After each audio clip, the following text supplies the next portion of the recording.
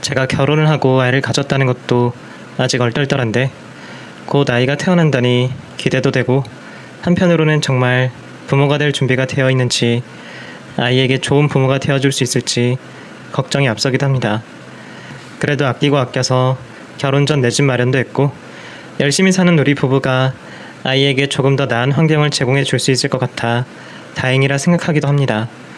사실 제가 오늘 이렇게 사연을 보내게 된 것은 제가 집을 얻으며 생긴 기막힌 일을 여러분께 전하고 싶어서입니다.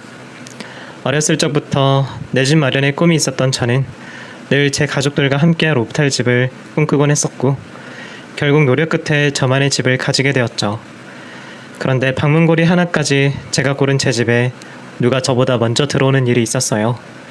누군가 도둑놈 쉼벌을 먹고 하마터면 우리 세 식구가 행복하게 지낼 집에 군식구를 데릴 뻔했었는데 그때 생각만 하면 지금도 속이 부글부글 끓는 것 같습니다. 요즘 출산을 앞두고 아이방을 꾸며주다 보니 그때 일이 부쩍 더 생각이 나더라고요.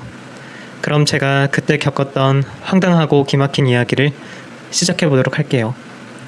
제 롤모델이자 제가 가장 존경하는 사람은 다름 아닌 저희 부모님이십니다.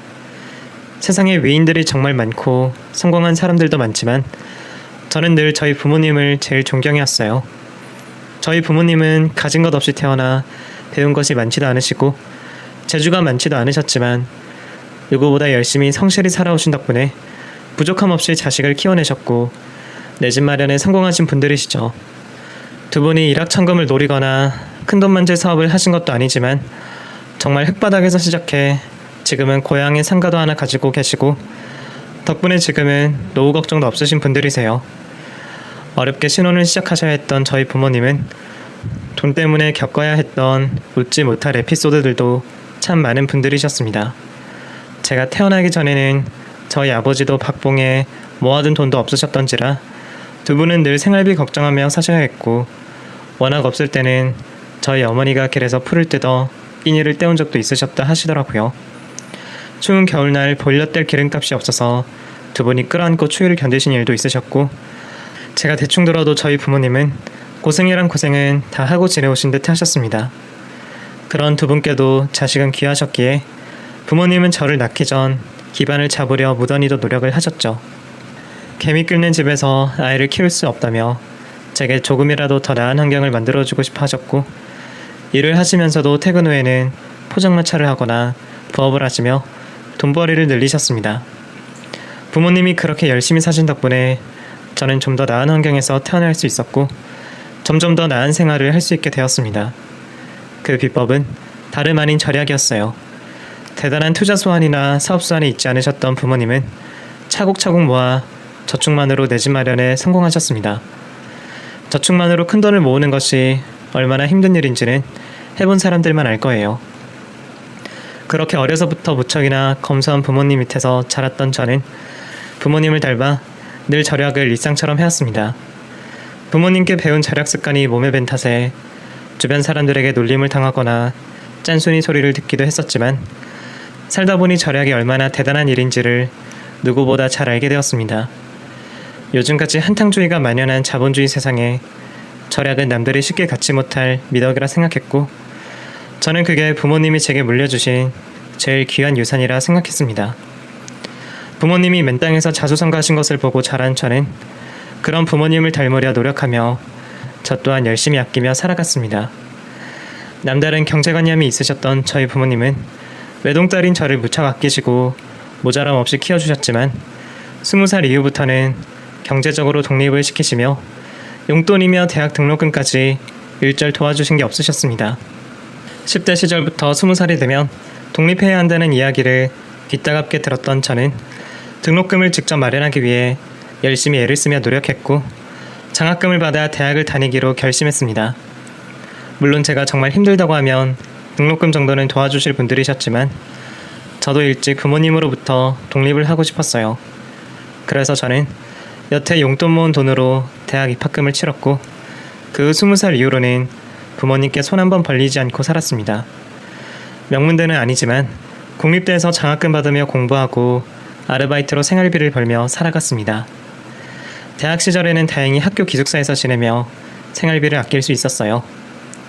학교에서 제공받는 기숙사나 장학금은 모두 상위권 성적을 유지해야만 지킬 수 있었기 때문에 저는 싫더라도 공부를 열심히 하는 수밖에 없었습니다. 나가서 자취를 하게 되면 드는 돈을 계산하니 절대로 성적이 떨어지면 안 되겠다 싶었죠. 저는 그렇게 4년 내내 장학금을 받으며 공부를 했고 덕분에 좋은 성적으로 졸업하며 취업도 금방 할 수 있었네요. 하지만 졸업을 한 뒤에는 아쉽게도 기숙사를 나와야 했던 저는 제일 저렴한 고시원을 찾아다녔어요. 좋은 고시원은 몇십만 원씩 하는데 매달 그 돈이 나가야 한다는 게 아까워서 견딜 수가 없었죠. 운이 좋게 저렴한 전세라도 구하면 좋았겠지만 그것도 쉽지가 않더라고요. 그래서 어떻게든 저렴한 고시원을 얻으려 발품을 팔고 팔았던 저는 15만 원짜리 여성 전용 고시원을 구할 수 있었습니다. 창문도 없고 화장실도 공용으로 사용해야 했지만 그래도 여성 전용에다가 주인 아주머니도 인상이 좋으신 분이셔서 더 고민하지 않고 그 고시원을 계약했어요.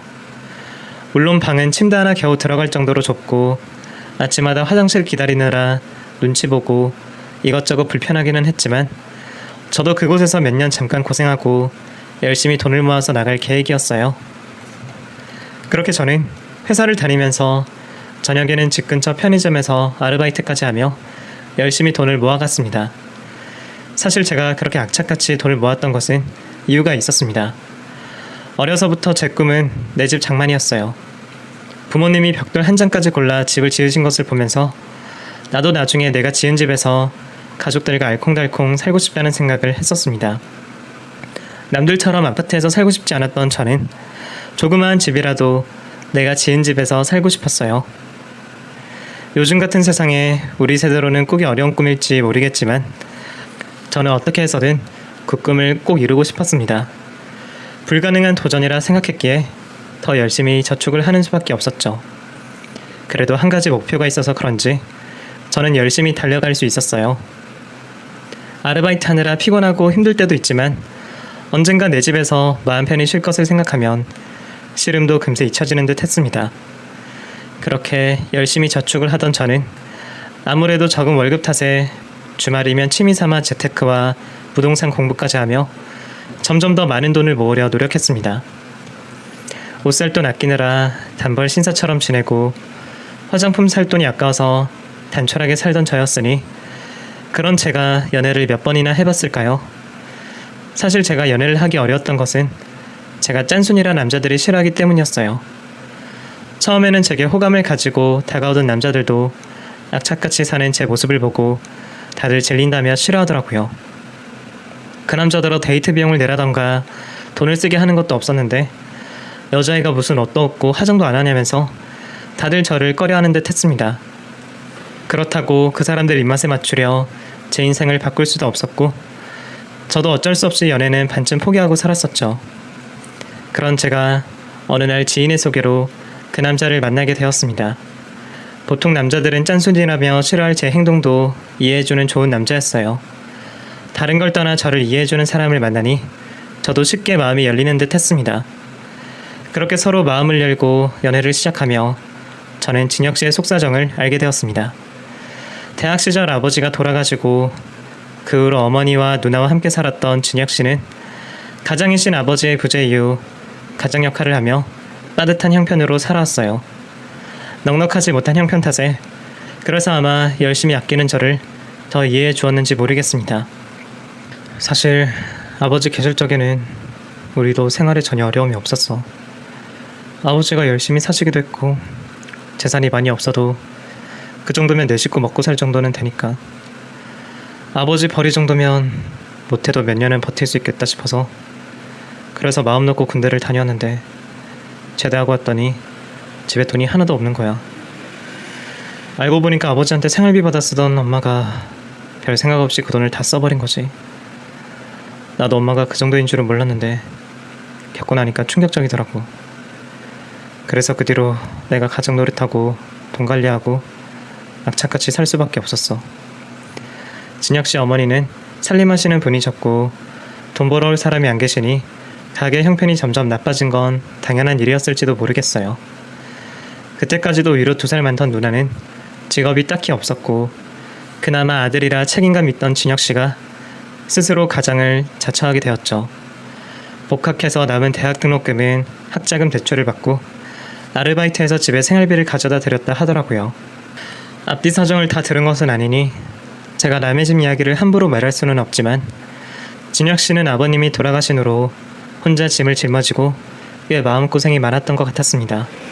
그런 집안 사정 탓인지 어렸을 적 넉넉하게 자란 것에 비해 알뜰하고 절약 정신이 투철했어요. 물론 저에 비하면 아직 한참 멀었지만요. 사실 제가 아무리 아끼고 살고 그걸 자랑스러워 한다 쳐도 사랑하는 사람 앞에서까지 그런 모습을 보이고 싶지 않았는데 오히려 그런 제 모습을 좋아해주는 오빠를 보며 저도 모르게 자랑하듯 알려주곤 했습니다. 그렇게 저희는 궁합이 잘 맞는 연인이었고 어느새 서로 결혼까지도 생각하게 되었습니다. 그렇게 저희는 결혼을 목표로 서로 도와가며 돈을 모으게 되었습니다. 데이트를 할 때에도 돈을 아끼기 위해 늘 쿠폰과 할인 카드들을 사용하고 가끔씩 헌혈하고 받는 상품권들로 공짜 영화를 보고 공짜 커피를 애용했어요. 아끼느라 빠듯하기는 했지만 저희는 만족스러웠죠. 남들이야 우리더러 공상이라 할지라도 저희끼리만 좋으면 된다 싶었습니다. 그러다 어느 날 데이트를 하던 중 오빠의 누나를 만나게 되는 일이 있었습니다. 누나랑 별로 친하지 않다며 얘기를 많이 하지 않던 오빠 때문에 들은 얘기가 없었는데 그날 우연히 마주치며 예상치 못하게 인사를 나누게 되었네요. 어머 오진혁, 너 여기 웬일이야? 뭐야, 옆에는 여자친구야? 아, 안녕하세요. 진혁씨 여자친구 이연이라고 합니다. 아, 진혁이가 누구를 만나는 것 같긴 하더니 진짜였네. 우리 볼일 보러 온 거야. 누나도 볼일 보러 온 거면 빨리 가. 뭐야, 밖에서 만나서 반가워서 인사했더니 너는 왜 이렇게 나를 못 쫓아내서 안달이야? 아, 인사만 했으면 됐지. 뭘 더 하려고. 이왕 만난 건도 인연인데 커피라도 한 잔 같이 하자. 안 그래도 나 목말랐는데 커피나 마시고 가. 응? 오빠는 누나더러 빨리 가라며 난리였지만 누나는 끈질기게 쫓아와 기어이 저희를 카페로 데려갔습니다. 여기가 디저트로 유명하대. 안 그래도 나 여기 와보고 싶었는데. 진혁이 여자친구는 뭐 안 먹어요? 아, 저는 괜찮아요. 그냥 커피만 마실게요. 그래? 여기 맛있는데. 그럼 진혁이 너도 안 먹을 거지? 그럼 나 먹을 것만 고른다. 자기 멋대로 비싼 커피숍 가서 케이크에 마카롱에 디저트까지 잔뜩 고르길래 누님이 사시는 줄 알고 저는 가장 저렴한 커피를 시켰는데 정작 카운터 앞에서 딴청을 피우며 결제는 동생을 시키더라고요. 결국 마지못해 한숨을 푹 내쉬며 마지못해 카드를 내미는 오빠를 보며 저는 묘한 기분을 느꼈습니다. 정신없는 주문 끝에 자리에 앉아 누님과 이야기를 나누게 되었는데 누님은 제 생각보다 오빠 이미지와는 아주 많이 다른 편이었어요. 오빠가 잔잔한 물 같은 사람이라면 누나는 불 같은 성격이라 해야 할까요? 잠깐 본 와중에도 얼마나 시끄럽고 말이 많은지 제가 정신이 하나도 없더라고요. 게다가 동생과 달리 사치스럽고 화려한 모습에 놀라기도 했습니다. 쇼핑을 하고 온 건지 옷을 하나 꺼내서 자랑을 하는데 쇼핑 한 번에 그 큰 돈을 쓰는 걸 보고 정말 깜짝 놀랐죠. 아니나 다를까 오빠가 자랑하기 바쁜 누나를 보고 한 소리를 하는 겁니다. 옷 산 거 자랑하려고 보자 그랬어? 그리고 누나가 무슨 돈이 있어서 이런 걸 사? 돈 없다더니 숨겨놓은 돈이라도 있어? 결제야 카드로 하는 건데 뭘. 네가 사주는 것도 아니면서 왜 난리야? 카드? 카드는 돈 아니야? 누나 저번 달에도 카드값 때문에 고생했으면서 또 카드를 썼어? 분명 나랑 카드 안 쓴다고 약속하지 않았어? 나도 이제 사회생활 하는데 이 정도는 써도 되는 거 아니야? 출근하려면 옷을 사야지. 빨개 벗고 출근하니? 누나가 옷이 없어서 옷을 산 거야? 집에 산더미 같이 쌓여있는 그건 다 뭔데? 야, 그건 다 유행 지난 건데 나더러 그런 거 입고 출근을 하라고? 미쳤니 진짜? 유행 같은 게 어딨어. 그냥 내가 입으면 그만이지. 꼭 사람들 쫓아서 유행 따라 살아야 돼? 돈이 많은 것도 아니면서 쓸데없는 데다가 돈 좀 쓰지 마. 그런 게 다 사치야. 네가 뭘 알아. 여자들은 잘 꾸미고 다녀야 돈이 따라 붙는 거지. 내가 나 하나 좋자고 이러니? 내가 좋은 남자 만나서 시집가야 너도 팔자 피는 거지. 하긴 너 같은 애가 뭘 알겠니. 네 여자친구 꼴 보니깐 둘 다 알만하다. 둘이 비슷한가 봐요. 그건 유행 지난 지 한참 됐는데 아직도 잊고 있는 사람 처음 봤네. 누나, 왜 가만히 있는 사람한테 난리야? 뭘? 그러는 너는 네 여친 앞에서 나를 쪽팔리게 해서 기분이 좋니? 그리고 네 여자친구 진짜 엄청 촌스러워. 구닥다리 같아. 저거 유행 10년도 더 지난 건데 세상에 저런 걸 입고 다니고 있는 여자가 어딨어. 돈도 없는 주제에 사치하고 다니는 누나 같은 사람보다 연희가 훨씬 나아.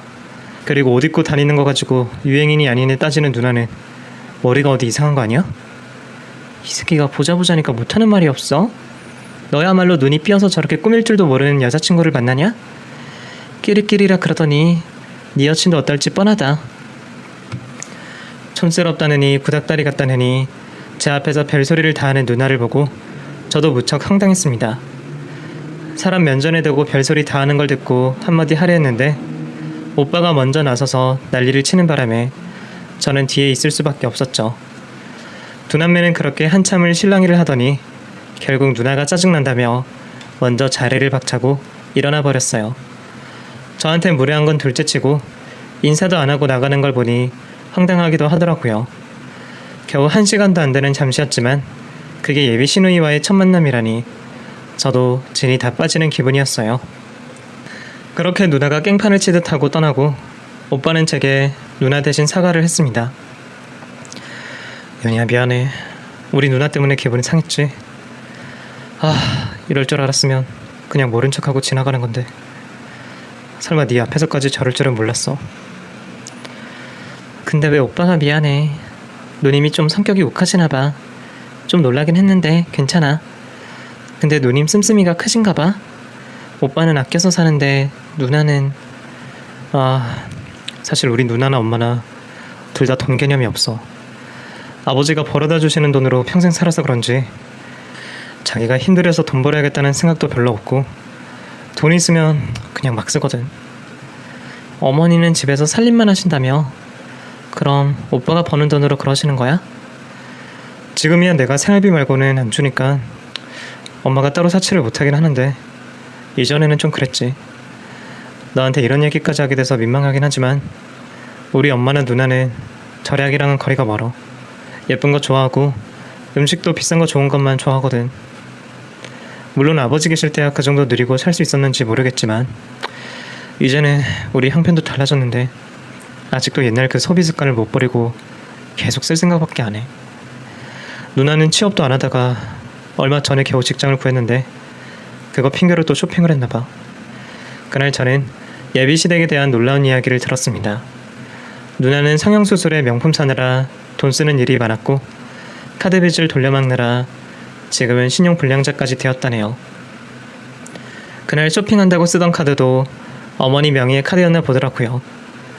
어머니라도 정신을 차리시고 따님을 말리셔야 할 텐데 어머니 역시 누님과 별반 다르지 않는 듯 보였습니다.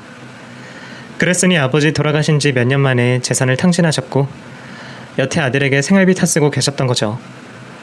아버지 돌아가시고 힘들었던 사정은 들었지만 여태 그러고 있는 줄은 몰랐기에 제게는 적지 않은 충격이었습니다. 나도 가끔은 나 혼자 이렇게 아등바등 살아서 뭐하나 싶어. 누나는 철없이 저러고 살지 엄마는 맨날 생활비 부족하다고 투정이지. 가끔은 사고 싶은 거 못 사게 한다고 울기까지 하셔. 처음에는 아버지 잃고 힘드셔서 그러신가 보다 하며 이해하려고 했는데 몇 년째 되니까 나도 이제 다 견디지를 못하겠어. 차라리 내가 안 도와줘야 엄마도 정신을 차릴 텐데 싶기도 하고 하루빨리 결혼해서 그 집 나오고 싶다.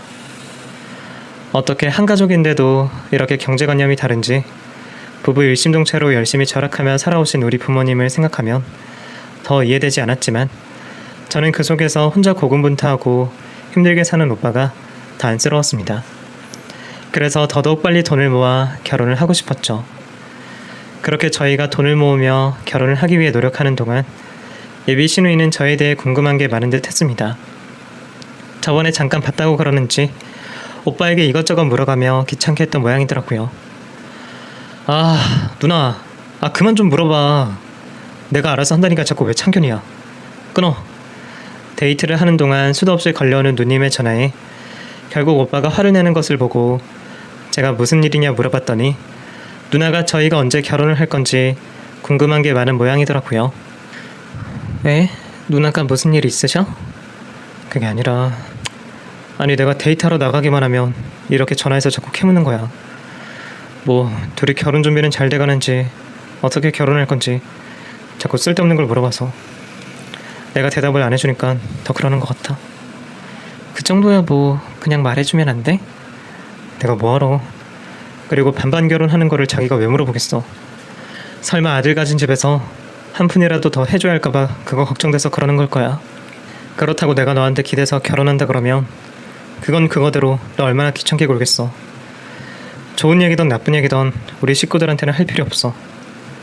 그때까지는 오빠가 왜 그렇게 조심을 하는지 알지 못했습니다. 결혼 이야기 오가고 상견례 하다 보면 결국 알게 될 이야기일 테니 말이죠. 그러다 1년쯤 후에 저는 30 나이가 되었고 나이 앞자리가 바뀌며 운이 트이는지 집을 얻을 좋은 기회를 얻게 되었습니다.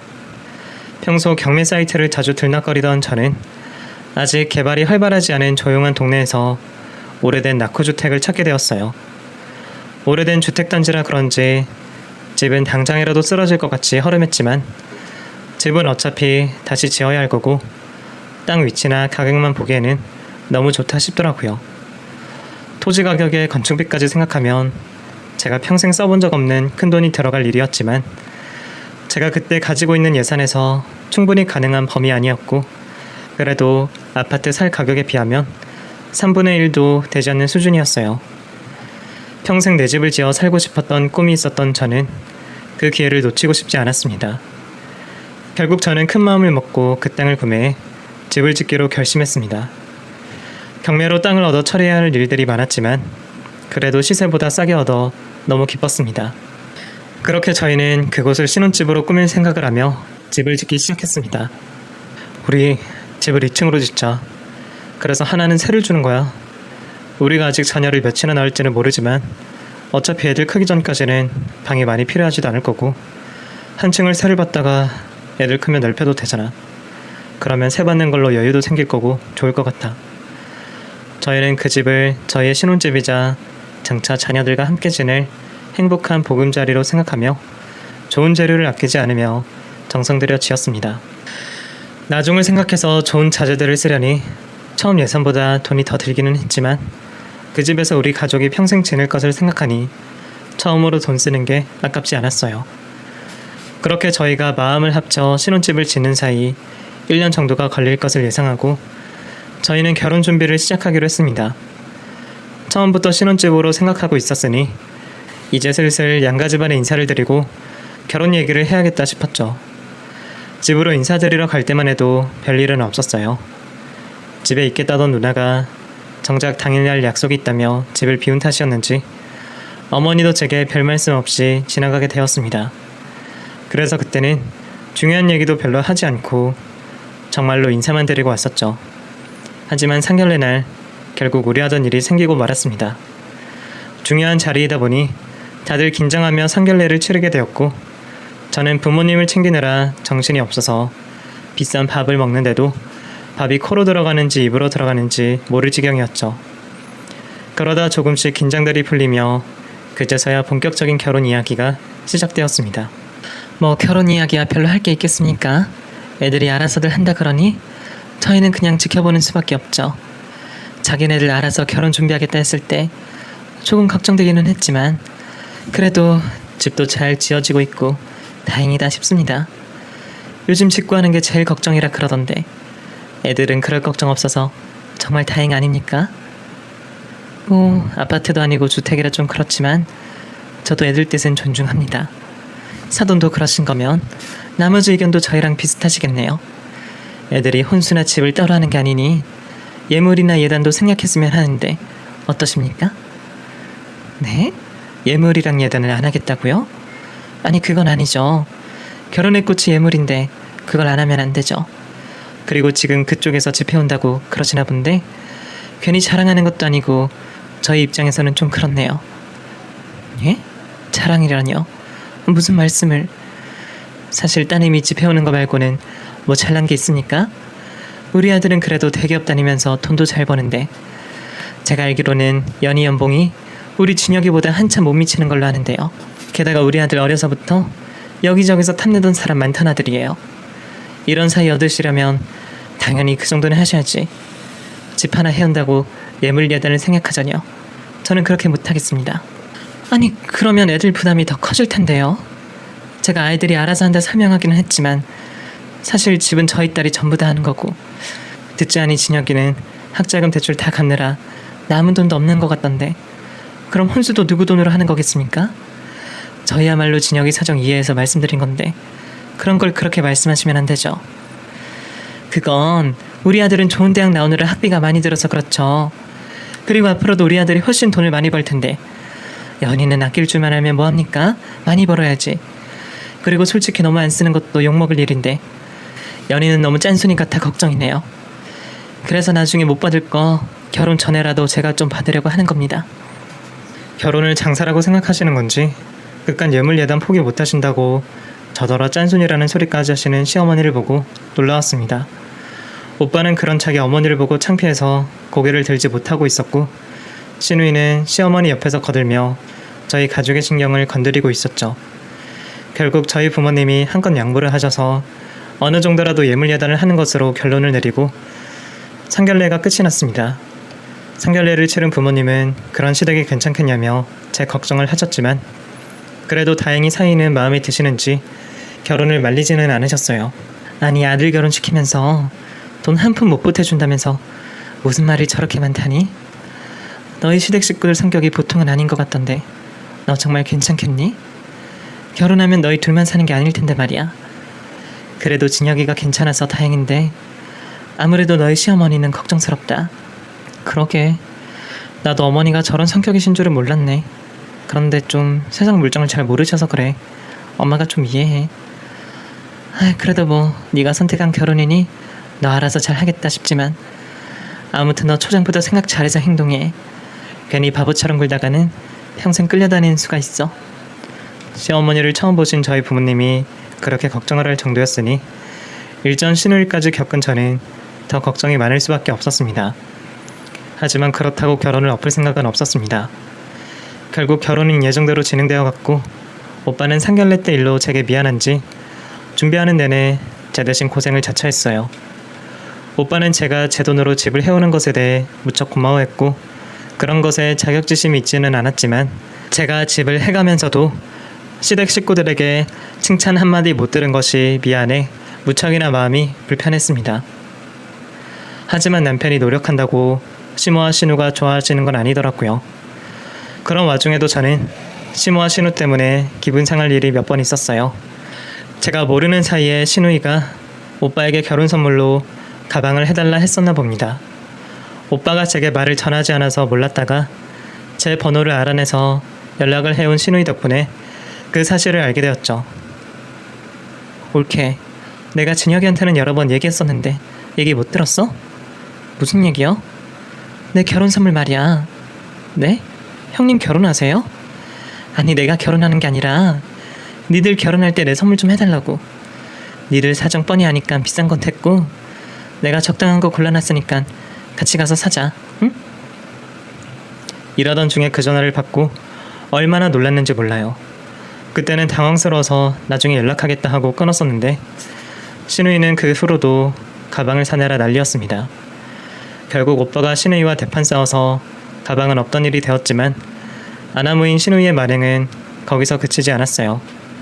사실 처음 저희가 신혼집으로 주택을 구매한다는 얘기에 신우이는 저희가 아파트에 갈 돈이 없어서 공상을 부린다며 저희에게 짠순이 짠돌이라 욕을 했었습니다. 그랬던 신우이가 완공되어 가는 저희 신혼집을 보더니 눈이 돌아가서 탐을 내기 시작했어요. 어머, 집 되게 예쁘게 지었다. 근데 둘이 살 건데 뭐하러 2층짜리를 지었어? 뭐 이렇게 생각보다 돈이 더 있었나봐. 저희도 아이들 크기 전까지는 한 층만 써야죠. 나중에 세 받으려고 그런 거예요. 뭐? 기껏 예쁘게 집 지어놓고 왜 세를 줘? 그런 거 잘못 내줬다가 집 다 망가져. 괜히 남한테 세 주고 속상할 일 만들지 말고 차라리 나한테 주면 어때? 나도 곧 결혼해야지. 언제까지 엄마랑 살겠어. 그러지 말고 나 데려가게 해주라, 응? 그럼 형님이 돈 주시게요? 저 가족이라고 돈 안 받을 생각 없어요. 형님이 전세금 내신다고 하면 생각이라도 해볼게요. 뭐? 가족끼리 돈을 받으려고? 너는 돈밖에 모르니? 진짜 무서운 녀. 세준다는 집에 공짜로 들어올 생각하는 사람이 이상한 거지. 신우이는 그걸 보고 저더러 악담까지 하더라고요. 결국 저는 돈이 없는 신우이에게 절대 집 내어줄 생각이 없다며 단칼에 거절했고, 마무리 인테리어를 끝내고 조만간 결혼식을 치르고 새 집으로 입주할 날을 기다리고 있었습니다. 그동안 좁은 고시원에 살면서 얼마나 고생이 많았던지 마음 같아서는 당장이라도 완성된 집에 들어가고 싶었지만, 저는 괜히 새 집이 아까운 마음에 신혼을 만끽하고 싶어서 결혼식 이후에 오빠와 함께 입주를 하기로 했습니다. 그런데 그러던 중 일이 터지고 말았습니다. 인테리어 마무리를 하러 신혼집에 가셨던 업체 사장님이 제게 급히 전화를 하시며 집에 누가 있다고 말려주시더라고요. 여기 누가 있는지 안에서 문을 안 열어주네요. 사람 소리가 들리던데 한번 가보셔야겠어요. 대체 입지도 않은 내 새 집에 대체 누가 있다는 건가 싶어서 회사에 반차까지 쓰고 불이 나게 달려갔더니 그곳에는 다름 아닌 제 예비 시누이가 있었습니다. 대체 언제 이사를 마친 건지 청소도 안 한 새 집 안에 미처 다 풀지 못한 시누이의 이삿짐이 들어있었어요. 왔어? 딱 한 달만 우리가 2층 쓸게. 어차피 너희 결혼식 이후에 들어올 거라며. 형님, 대체 여긴 어떻게 들어온 거예요? 누가 문 열어줬어요? 어떻게 들어오긴, 진혁이 핸드폰에서 비밀번호 뒤져봤지. 올케, 너무 화내지 마. 나 정말 한 달만 지낼 거야. 한 달만 지낸다는 사람이 이삿짐을 썬 것도 그렇고, 알려주지도 않은 비밀번호를 알아내서 남의 집에 들어와 앉아있는 그 꼴이 너무나 기가 막혔습니다. 그래도 결혼 전에 불미스러운 일을 만들고 싶지 않았던 저는 최대한 화를 참아가며 시누이에게 좋게 얘기를 꺼냈어요. 형님, 그래도 이건 아니죠. 저희 신혼집인데 왜 형님이 이러세요? 그리고 저 형님한테 새놓을 생각 없으니까 빨리 짐 챙겨서 나가주세요. 올케, 진짜 빡빡하게 굴래? 내가 뭐 천년만년 있겠다는 것도 아니고 한 달만 지내겠다니까? 그냥 잠깐 빌려준다 생각하면 되잖아. 저 지금 정말 많이 참고 있으니까 말도 안 되는 소리 하지 마시고 당장 나가세요. 1시간 드릴 테니까 그 안에 짐 다 빼세요. 아셨죠? 그리고 저는 부글부글 끓는 속을 참으며 근처 카페로 가 기다리며 오빠에게 전화를 걸었습니다. 시누이가 신혼집에 와 있다는 얘기를 했더니 오빠도 처음 듣는지 놀라서 난리가 났더라고요. 당장 회사를 나오겠다며 난리치는 오빠에게는 제가 알아서 처리하겠다고 말하고 저는 1시간을 채워 기다리고 다시 집으로 찾아갔습니다. 1시간이나 줬으니 짐 치우는 신용이라도 하고 있을 줄 알았는데 시누이는 짐을 빼기는커녕 언제 일렀는지 제 앞에 시모를 데려왔더라고요. 형님, 왜 아직도 안 가셨어요? 어머니는 짐 빼는 거 도와주러 오셨어요? 얘, 너 정말 이래야겠니? 얘가 오래 있겠다는 것도 아닌데 뭘 짐을 빼라 그러냐? 그리고 니들은 1, 2층 다 쓸 생각도 없다면서 하나 정도 양보 못하니? 너 그렇게 욕심부려서 나중에 좋을 거 없어. 이제 우리도 다 한 식구 되는 건데 시누이라 그래도 친자매처럼 지내야지. 다 큰 어른이 일러준답시고 자기 엄마를 부른 시누이나 그런 시누이와 똑같이 뻔뻔한 시모를 보니 정말 말이 안 통하는 듯 했습니다. 여기서 시시비비를 가려봤자 저한테 좋을 게 없다 싶더라고요. 결국 저는 참지 못하고 경찰에 신고를 했습니다. 경찰서죠? 여기 누가 저희 집에 들어와서요. 네, 도둑은 아닌데 남의 집에 무단 점거를 하고 있네요. 네네, 빨리 와주세요. 아니, 너 지금 뭐 하는 거니? 가족 일에 왜 경찰을 끼워? 너 정말 시집살이 한번 당해보고 싶어서 이러니? 이래서 나한테 좋을 거 없어. 가족은 누가 가족이에요? 저 아직 아드님이랑 결혼 안 했습니다. 지금이라도 파혼하면 그만이라고요. 제가 이혼하는 게 쉬울까요? 파혼하는 게 쉬울까요? 시집살이도 제가 며느리 되어야 시키시는 거지. 저 이 결혼 안 하면 당신도 내 가족 아니잖아요. 어머, 얘 말하는 꼬라지 좀 봐. 너 이러려고 집해온다 그런 거니? 네 시댁 찜쪄 먹으려고? 그러는 그쪽들은 아들 동생 결혼하는데 한 푼 도와주는 거 없으면서 이러려고 결혼시켜요? 남의 거 뺏어가려고? 경찰이 올 때까지 저희 사이에는 고성이 오갔고 얼마 지나지 않아 경찰이 도착하고서야 대화가 일단락되었네요. 여전히 기막혀 하는 시모를 뒤로 한 채 저는 시누이를 데려가달라 경찰에게 부탁했어요. 여기 이 사람이 제 집에 무단으로 침입해서 퇴거 요청을 이행하지 않고 있네요. 그래서 서해 가서 고소장 좀 쓰려고요. 결국 제가 끝까지 경찰서를 가겠다 했더니 시모와 신우이는 그제서야 제게 수그러드는 눈치였어요. 아니 너 정말 이럴 거니? 그래 우리가 잘못했다. 너한테 안 물어보고 함부로 해서 미안해. 그렇다고 가족끼리 무슨 고소를 한다 그러니 너 진심 아니지? 그래 옳게 내가 짐 뺄게. 여기서 그만하자. 어? 짐은 당연히 빼시는 거고 저는 끝까지 고소할게요. 주거침입은 3년 이하의 징역이나 500만 원 이하의 벌금인 거 아세요? 혹시 전과는 없으시죠? 전과 없으시면 감옥까지는 안 갈 거예요. 그래도 돈은 좀 준비하셔야겠네요. 결국 신우는 저희 집 주거침입으로 300만 원의 벌금을 내야 했습니다. 못 볼 꼴 보며 그렇게 했는데도 분이 다 풀리지는 않았지만 저는 이번에도 또 사과하는 오빠 때문에 겨우 진정을 할 수 있었죠. 사실 너무 열받아서 파혼을 예상하며 신우이를 물먹인 거지만 오빠가 어디까지 이해할지는 미지수였어요. 그런데 오빠는 저보다 더 화가 나서는 자기 식구들을 이제 안 보고 살겠다며 난리였습니다. 정말 이 인간들 용서할 수가 없네. 어떻게 남의 집에서 그 난리를 칠 수가 있어? 하다 별짓을 다 하는구나. 정말 미안하다 연희야. 내가 정말 잘못했어. 그래도 앞으로 걱정하지 마. 앞으로 다시는 그 집 식구들 안 보고 살게 해줄게. 아무래도 내가 그 인간들을 가족이라고 너무 참고 살았던 것 같다. 네가 싫다면 결혼식도 우리끼리 하자. 결국 남편 뜻대로 저희는 시댁 식구들 없이 결혼식을 올리게 되었고 그 후로 시댁과는 완전히 연락을 끊고 지내게 되었습니다.